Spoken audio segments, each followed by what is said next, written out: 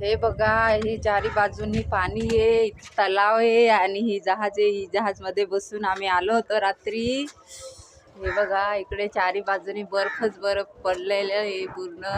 हे हॉटेलच आहे सगळे, हे दिसत आहे चारी बाजूनी.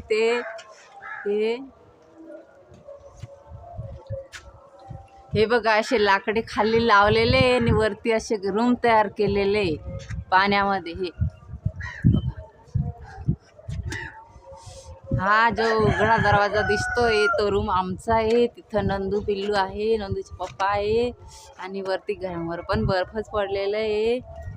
सगळ्याकडे बर्फच बर्फ आहे. हे बघा, पण एवढं थंड नाही वाटत. हे बर्फ गार नाही वाटत. हे अगदी हाताने पकडलं जातं. हे बघा, ते बघा, डोंगरावर झाडावर किती बर्फ पडलेलं आहे.